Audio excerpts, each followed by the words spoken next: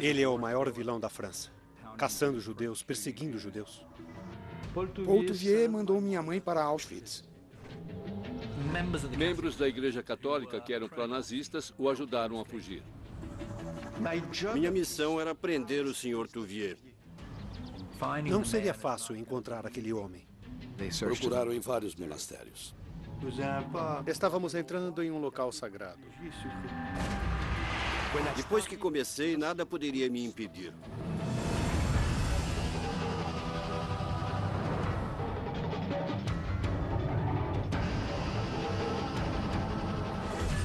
Caçadores de nazistas na América Latina. Episódio 7, Paul Touvier. Paris, França, março de 1988. 43 anos após o final da Segunda Guerra Mundial, o mais famoso criminoso de guerra da França continuava à solta. Um colaborador nazista que assassinou judeus e combatentes da resistência, Paul Touvier. Agora, um coronel francês de alta patente recebeu a missão de caçá-lo. Era março de 1988, quando o magistrado do tribunal parisiense me deu o caso Touvier.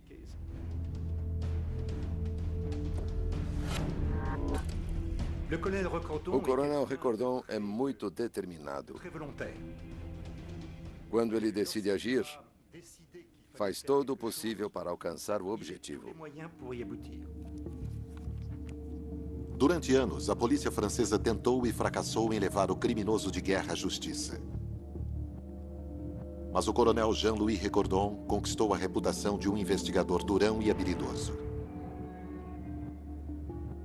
Aquela missão era sigilosa. Por cerca de 40 anos, Touvier se escondeu em algum lugar e ninguém conseguiu prendê-lo. Revendo os arquivos do caso Touvier, Recordon foi levado de volta a um dos períodos mais negros da história francesa. Quando os nazistas invadiram a França, alguns franceses heroicamente resistiram. Outros, como Paul Touvier, colaboraram totalmente. Ele trabalhou com os alemães durante a guerra. Na verdade, ele se uniu às unidades alemãs para combater a resistência. Como um dos líderes de uma força paramilitar pró-nazista, o trabalho de Touvier era caçar os inimigos do Estado. Touvier escolheu 7 pessoas e ele mesmo disse que era porque eram judias. Elas foram colocadas contra a parede e fuziladas. Ele é o maior vilão da França. Até a década de 80, havia pessoas em altos escalões que haviam colaborado com os nazistas. Pessoas que simpatizavam com Paul Touvier. Eu temia vazamentos, porque sabia que na administração francesa, e não apenas na administração francesa, também na sociedade francesa, Touvier tinha simpatizantes.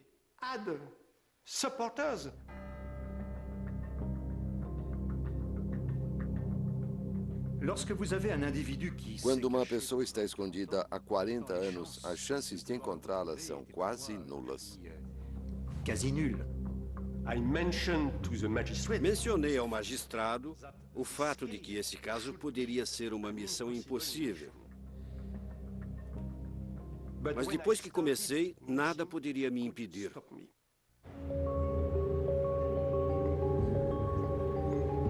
Para essa missão impossível, o coronel Recordon se uniu ao experiente investigador Dominique Bélanger.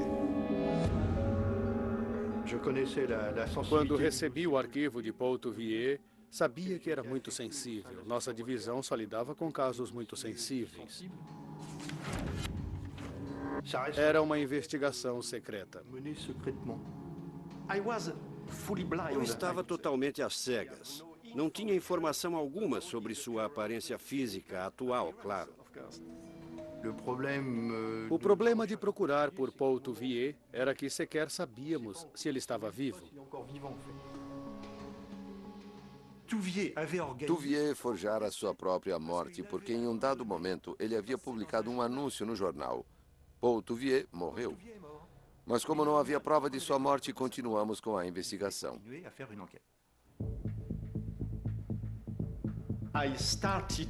Comecei a definir as redes de Touvier. Seus parentes, seus simpatizantes e todas as pessoas mencionadas no dossiê. E um fato me chamou a atenção. Percebi várias vezes a influência da Igreja Católica.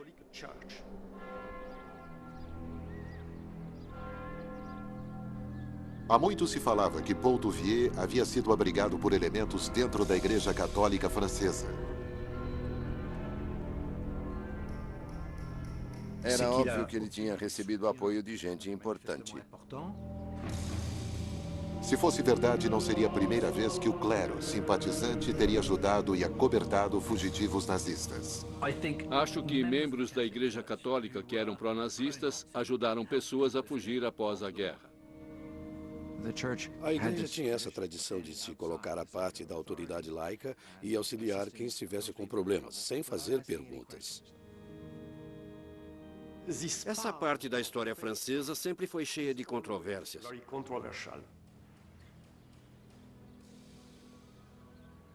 É bem estranho que todos que ajudaram os nazistas eram ligados à Igreja Católica.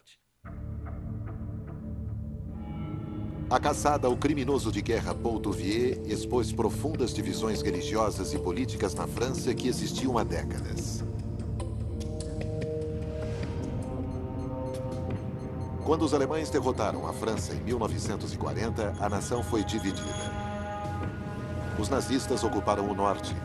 No sul, empossaram um governo de fachada na cidade de Vichy. O governo de Vichy criou sua própria versão da Gestapo, a temida milícia. A milícia foi criada essencialmente como uma polícia paramilitar para combater a resistência. Ela expressava a ideologia dos elementos mais radicais em Vichy. Era extremamente antissemita. E Touvier fez carreira na milícia. Ele vestiu a camisa e se saiu tão bem que foi promovido. Passou a ser responsável pela inteligência para o escritório da milícia. Ele era um fanático ideológico. Os judeus e a resistência eram os inimigos da França e deveriam ser eliminados. Após a guerra, a França se esforçou para limpar a sociedade francesa de pessoas que haviam colaborado com os alemães. Colaboradores como Paul Touvier, que estava desesperado para evitar a forca. Touvier vinha de uma devota família católica e ele também era muito devoto. E quando procurou ajuda, pensou que talvez a igreja pudesse ajudá-lo. Achei que a Igreja Católica poderia ser um elemento importante a ser investigado. Recordon descobriu que o último endereço conhecido de Touvier era a Arquidiocese de Lyon.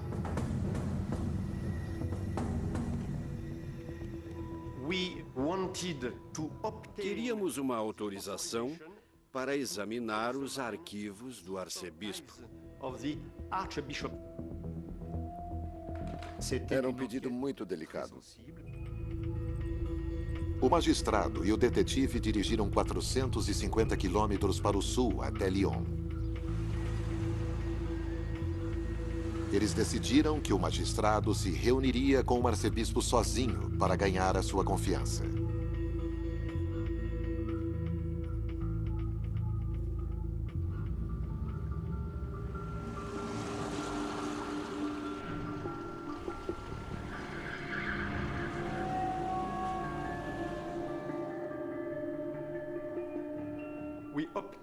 Conseguimos uma reunião com o arcebispo, mas eu fiquei fora da sala.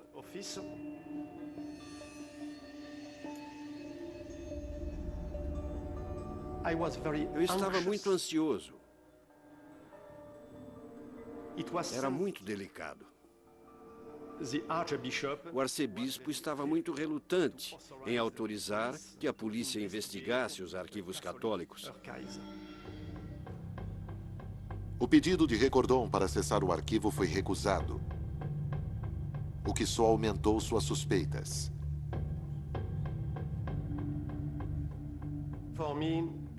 Para mim é um hábito encontrar várias pessoas que não querem cooperar comigo.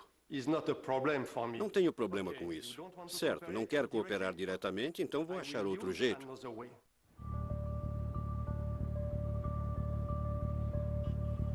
Depois de alguns meses investigando, Recordon estava convencido de que Touvier estava sendo escondido por elementos dentro da Igreja Católica. Para não ser encontrado, para continuar escondido na França, o lugar perfeito para isso seria uma casa religiosa. Monastérios ou abadias que podem abrigar pessoas ou até famílias inteiras. A polícia se concentrou no movimento fundamentalista de direita dentro da igreja. Focamos principalmente em um monastério, pelo fato de que Touvier trabalhou um tempo, nos anos 70, perto do monastério. É o monastério Notre-Dame-des-Doms, no sul da França.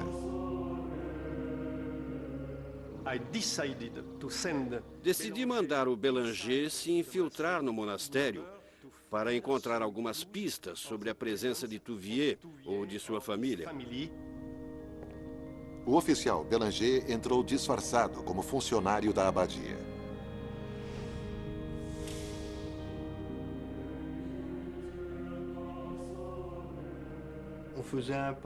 Estávamos entrando em um local sagrado. É outro mundo, enclausurado e também protegido.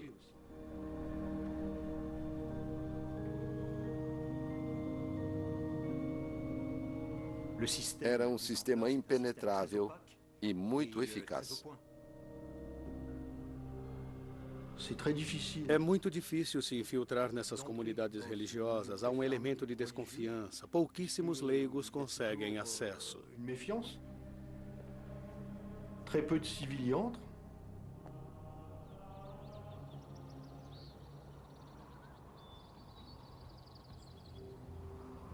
Eu trabalhava durante o dia e à noite investigava o lugar.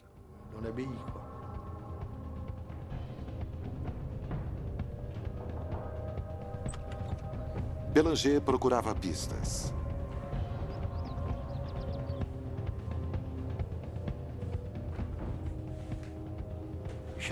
Todos os detalhes que reuníamos nos motivavam.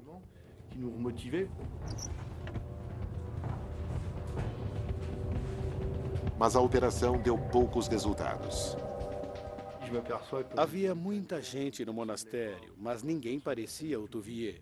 Foi desanimador. Precisávamos pensar em outra estratégia. Então a equipe tenta outra tática.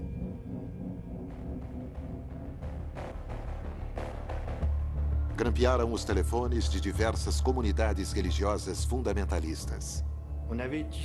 Criamos uma rede de grampos telefônicos em todos os lugares para os quais Paul Touvier poderia ligar.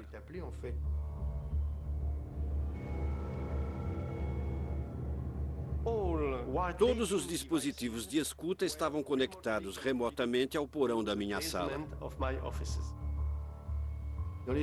Ao fazer uma escuta telefônica, ouve-se muitas vozes diferentes. Mas quando ouve-se as mesmas pessoas o tempo todo, começa-se a reconhecer as vozes. Sabe-se como falam, sobre o que estão falando e quem está lá. Essa é a técnica da escuta telefônica. E aí nós tivemos um golpe de sorte. Um artigo foi publicado em um jornal nacional falando sobre o relacionamento de Paul Touvier com elementos da igreja. Por sorte, um repórter investigativo também estava remexendo no passado do criminoso de guerra.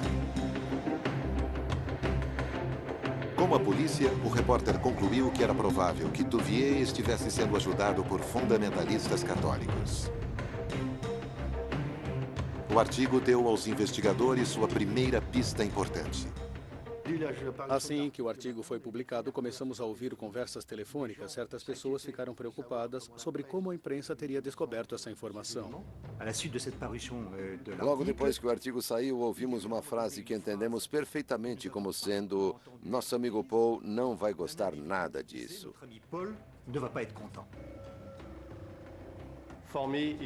Para mim foi maravilhoso, algo muito bom.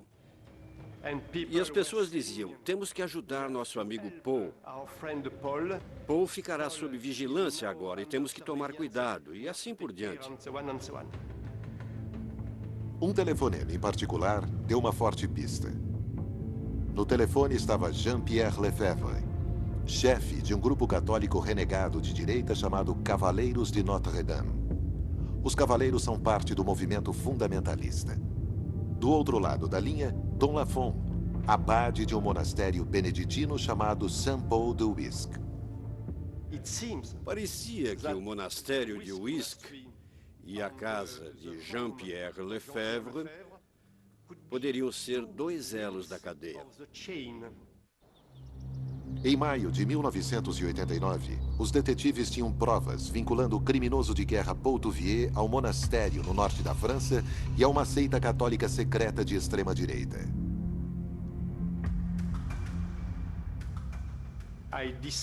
Com a aprovação do magistrado, decidi dar início à operação. Mandei duas equipes diferentes.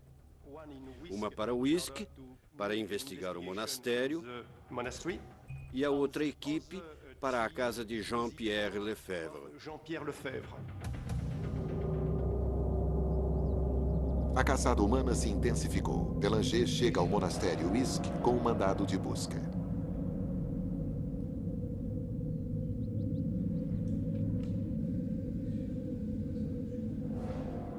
Não era normal entrar em instituições religiosas. Questionamos Dom Lafont.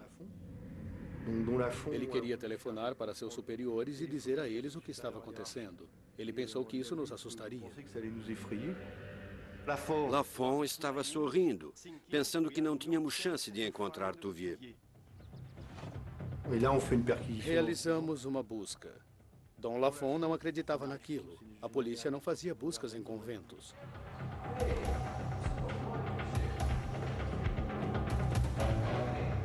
Bélanger interrogou o abade, mas Lafont insistiu não saber nada sobre o criminoso de guerra. Dissemos que ficaríamos com ele, que ele seria detido por 48 horas. Percebeu que não iríamos embora.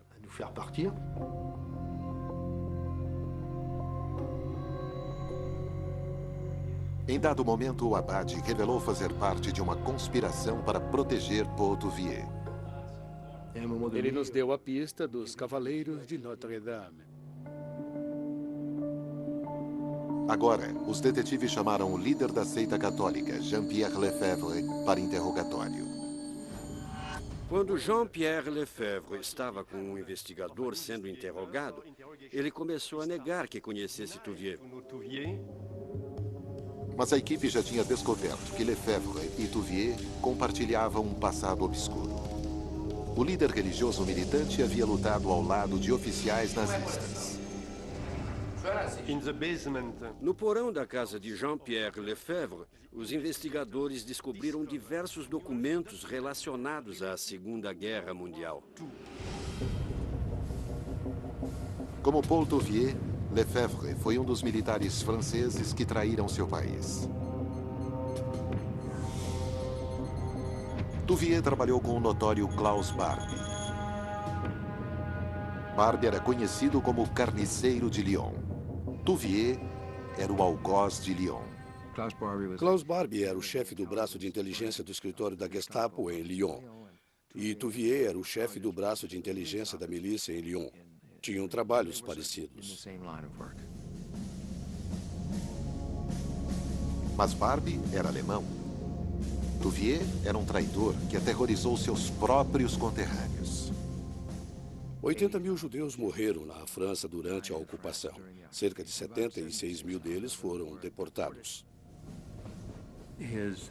Suas atividades como membro da milícia incluíam caçar judeus, perseguir judeus, combater a resistência, mas ele também se tornou um tipo de gangster.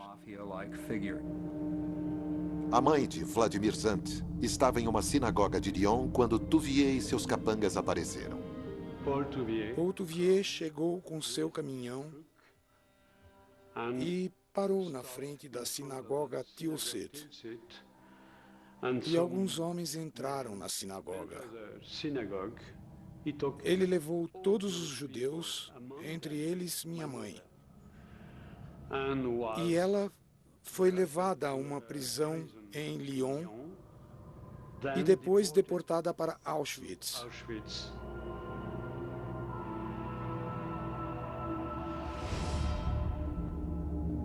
São crimes assim que levaram os detetives a questionar o líder dos Cavaleiros de Notre-Dame a respeito de Paul Touvier.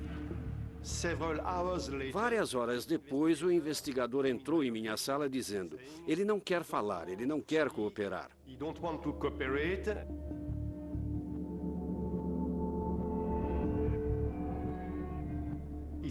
Foi por isso que decidi participar do interrogatório. Recordon tenta uma artimanha para fazer com que a sua testemunha se abra. Fiz uma observação dizendo que havia outros caçadores atrás de Paul Touvier. E essas pessoas iriam trabalhar do jeito que queriam e tinham más intenções em relação a Paul Touvier. Quando eu disse isso, Lefebvre me olhou com atenção. Wiesenthal? Klarsfeld? E eu dei de ombros. Pode ser. Ele esperava que Lefebvre acharia mais seguro entregar Touvier para a polícia do que arriscar que ele caísse nas mãos de caçadores de nazistas, como os Klarsfeld ou Simon Wiesenthal. Eu disse, se algo acontecer a Touvier e sua família, você será o responsável. A manobra funcionou. O ex-oficial da SS admitiu que os Cavaleiros de Notre-Dame enviaram dinheiro ao criminoso de guerra. Lefebvre me disse que todos os meses ele enviava 3.000 francos franceses, aproximadamente $600, para uma mulher que morava em Paris. A fuga de Paul Touvier da justiça já durava mais de 40 anos. Após a guerra, ele havia sido condenado à revelia por traição e crimes de guerra. Touvier conseguiu viver escondido e sobreviver até decorrer o prazo de prescrição de 20 anos sobre sua condenação. O que ele queria era poder herdar e voltar para a casa de seu pai. Mudar-se para lá com sua esposa e filhos, levar uma vida normal, por assim dizer. Embora a condenação contra Touvier tivesse prescrito, ele ainda estava proibido de possuir propriedades em sua cidade natal. Ele estava disposto a retomar sua propriedade e sua reputação. A única forma de conseguir a herança quando seu pai morreu era obter o perdão presidencial do presidente Pompidou. Nas décadas de 60 e 70, Touvier ainda tinha amigos no alto escalão do governo francês e no clero.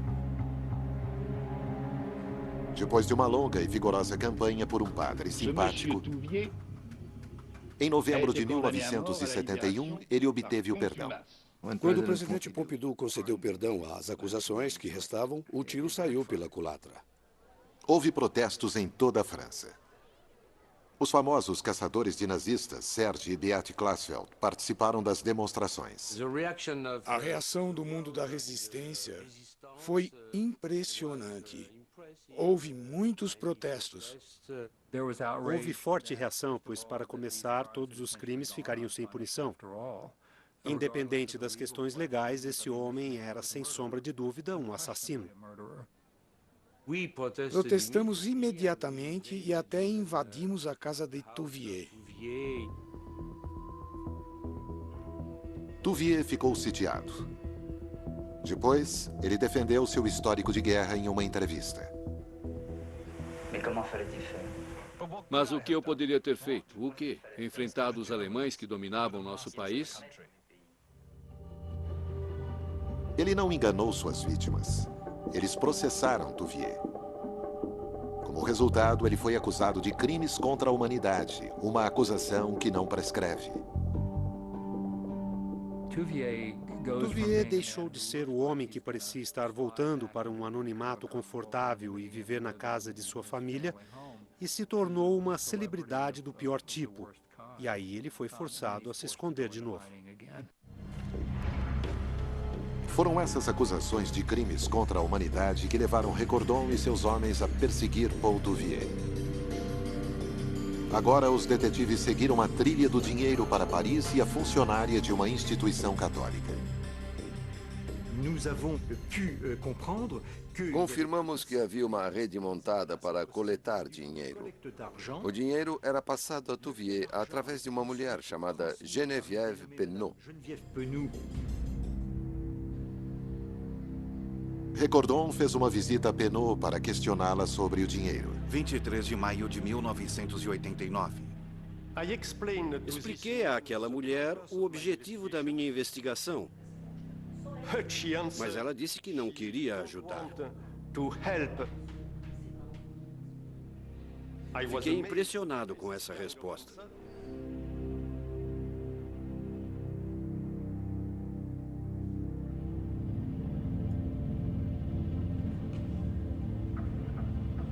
Finalmente, Recordon conseguiu dobrá-la. Ela pediu para telefonar para o padre, para que ele aprovasse, porque ela não queria ir contra a justiça divina. Foi incrível, foi incrível. O padre disse que a mulher deveria atender ao pedido do investigador.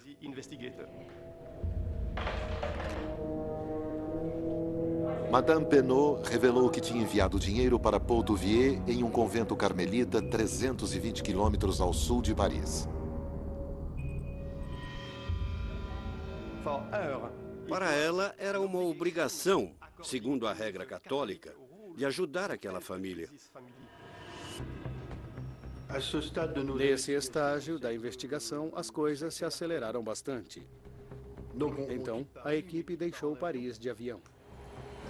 Naquela época, a polícia tinha seus próprios aviões e voei com um grupo. Outro grupo foi de carro. Após 4 décadas, o cerco estava se fechando sobre Paul Touvier. Mas havia o perigo real dele desaparecer se percebesse que havia algo no ar. Por isso, decidi fazer tudo bem rápido. Os detetives franceses estão fechando o cerco sobre o criminoso de guerra Paul Touvier. Eles voaram para o último esconderijo conhecido, um convento 320 quilômetros ao sul de Paris.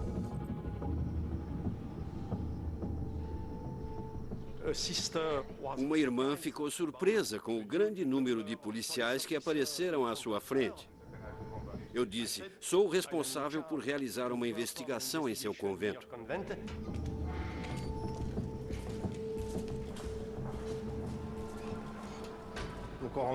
Falamos com a Madre Superiora e o Abade.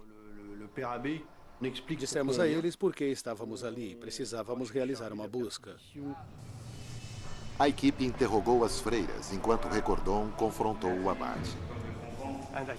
E comecei a interrogar esse padre. Touvier? Não conheço nenhum Touvier. Havia uma capelinha atrás de alguns prédios e garagens. Eu estava na entrada, discutindo com o padre, quando um de nossos investigadores veio me dizer que encontraram algumas malas com o nome de Paul Lacroix.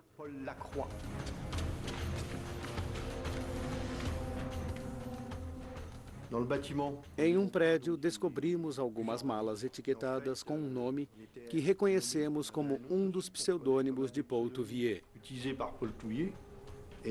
Abrimos as malas e descobrimos o passado de Paul Touvier. A primeira coisa que vimos foi a cruz de ferro. Olhei para o padre. Não conhece Touvier?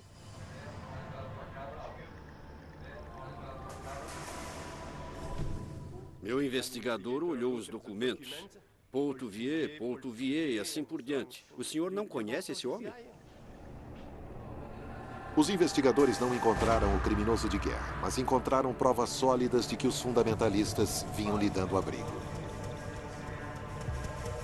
Em um baú, descobriram escrito sobre o propagandista nazista Philippe Henriot.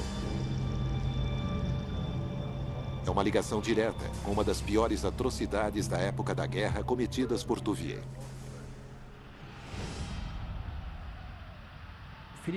Philippe Henriot era o ministro da propaganda em Vichy, e ele era o herói da milícia. Philippe Henriot era um comentarista de rádio muito eficaz. Ele estava prejudicando bastante a causa dos aliados. Ele estava conseguindo agitar com aqueles programas de rádio. A resistência o assassinou em 28 de junho.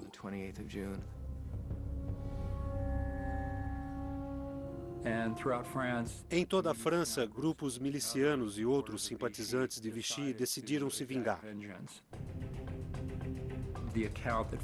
O que se conseguiu apurar é que ele arredondou o número de judeus para cima. Pegou 7 judeus, os tirou de casa numa manhã, no final de junho de 1944, os alinhou contra a parede do cemitério e os fuzilou, deixando os corpos como exemplo para que todos vissem.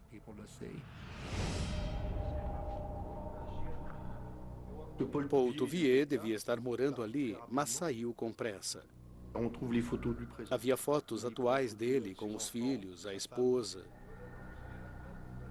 Aquilo era nosso tesouro. Tínhamos uma foto, e aquilo era importante, pois a foto mais recente que tínhamos dele era de 1973. Interrogamos o abade e ele disse que não sabia de nada. Eu disse, o senhor tem que respeitar a lei francesa. Agora, onde está Paul Touvier? A Madre Superiora resolveu tomar uma atitude. A Madre Superiora pediu ao abade para jurar pela cruz que ele não sabia de nada. Ele estava em uma encruzilhada.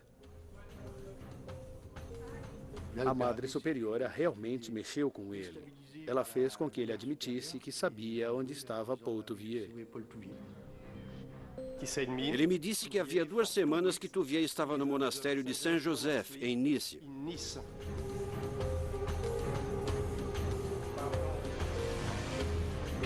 Era um momento crítico do caso.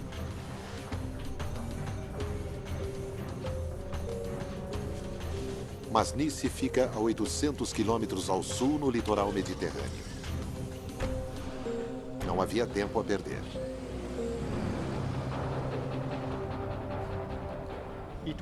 Eram 11 da noite. Como minha equipe estava muito cansada, e mais cansada do que eu, decidi dirigir até Nice.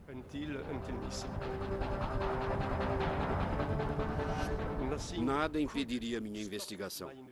24 de maio de 1989. Em maio de 1989, os detetives franceses dirigiram a noite toda. Iam para o monastério em Nice. Depois de mais de um ano, a caçada pelo criminoso de guerra Paul Touvier estava chegando ao fim. Precisávamos ir depressa. Não dormíamos desde segunda-feira. Estávamos trabalhando sem descanso. Dirigíamos a 150 a 160 quilômetros por hora. Levei uma fotografia comigo. E com essa fotografia, podíamos colocar um rosto no nome. Touvier, para mim, estava muito bem identificado. Nice, França. O coronel Recordon avisa as autoridades em Nice. Ele pede que cerquem o monastério para que ninguém entre ou saia. Eu disse que era um caso muito importante, que não podia falar por telefone. mas tinha em meu bolso um mandado de prisão.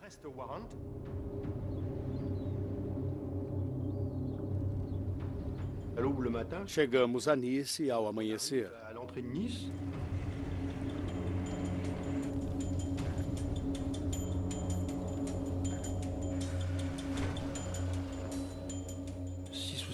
Já havia 6 ou 7 policiais à paisana cercando o monastério. Recordon disse para meu colega e eu irmos por trás, para entrarmos pelos fundos e pela frente ao mesmo tempo.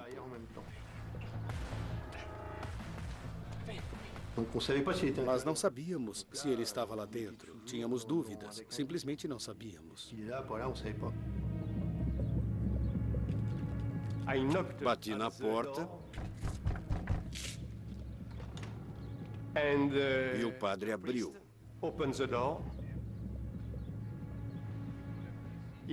Ele ficou surpreso e acho que também aterrorizado. Em pânico, o padre tentou impedir a entrada dos investigadores. Eu havia colocado o pé na porta e a empurrei com violência. Enquanto isso, estávamos no pátio, arrombamos uma porta e nos encontramos com Recordon. Havia 4 de nós lá dentro e havia apenas uma escadaria central. E meus investigadores correram para a escada. Eu agarrei a manga do padre e juntos nós subimos a escada. No topo das escadas havia 2 corredores. Recordon foi para a esquerda com um colega e eu fui para a direita com outro.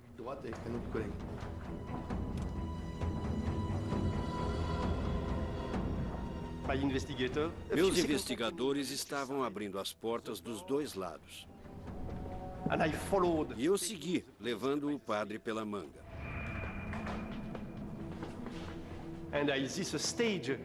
Neste momento, meu coração estava saindo pela boca. E perto do final do corredor, notei um investigador parado na soleira da porta. E no meio do quarto, vi Paul Touvier. Depois de mais 4 décadas em fuga, o colaborador nazista Paul Touvier estava cercado. Quando vi aquele homem parado no meio do quarto, instantaneamente o reconheci como Paul Touvier. Paul Touvier tinha uma aparência característica. Seus olhos eram de um azul penetrante. Me lembrei de filmes de guerra com nazistas de olhos azuis e aquilo me abalou. Alguns segundos depois, sua esposa veio, seguida por seu filho e filha, chorando. E Touvier, de forma brusca e cruel, disse: "Calados. Voltem para o quarto." E eles obedeceram sem dar um pio. E reconheci o homem responsável pelo serviço de inteligência da milícia, quando ele falava com a resistência, com os judeus, e achei que era o mesmo homem. Um homem cruel, muito cruel. Quanto aos filhos dele, foi triste. Eles tinham 35 ou 36 anos de idade e nunca viveram uma vida normal. Sempre viveram num monastério ou abadia. O coronel Recordon me telefonou para avisar que Paul Touvier havia sido preso. Foi um momento muito importante para mim, porque os esforços que fizemos trouxeram um resultado positivo. Foi uma maravilha, foi fantástico. Na minha opinião, eu venci. Fui vencedor em minha investigação. Não sei como se diz. Em francês dizemos soulagé. Fiquei aliviado. Depois da prisão de Touvier, lembrei daquelas pobres pessoas nos campos de concentração. E pensei, agora é a hora da justiça.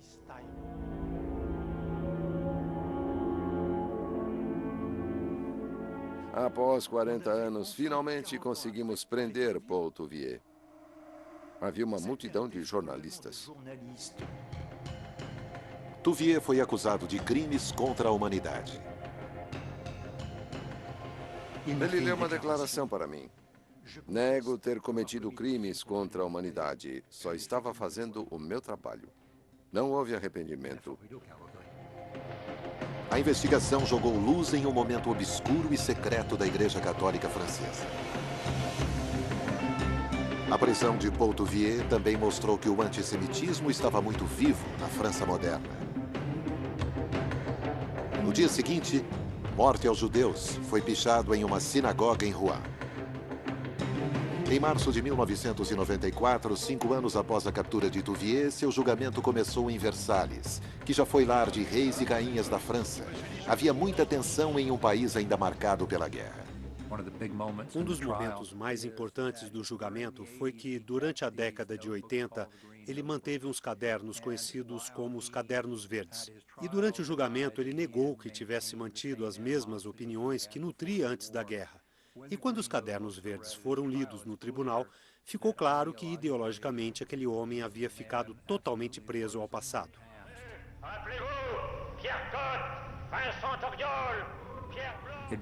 Ficou claro que ele era praticamente o mesmo homem que se uniu à milícia e que estava disposto a cometer crimes. Touvier era um homem odioso. Os cadernos secretos ajudaram a selar o destino de Touvier. Ele foi declarado culpado de crimes contra a humanidade e condenado à prisão perpétua. Foi um veredito histórico. Touvier foi o primeiro cidadão francês julgado e condenado por crimes contra a humanidade em um tribunal francês. E isso é extraordinário. Não há muitos países que julgaram seus próprios cidadãos por crimes contra a humanidade. Procurei minha mãe a vida toda. Paul Touvier foi o homem que prendeu minha mãe. Foi quem a mandou para Auschwitz. Paul Touvier tinha que assumir a responsabilidade pela minha vida, pelo meu inferno.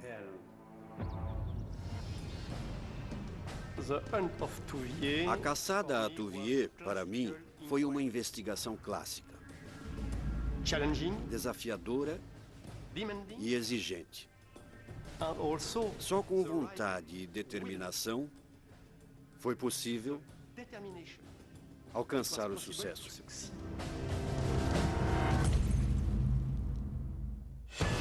Versão Marshmallow São Paulo.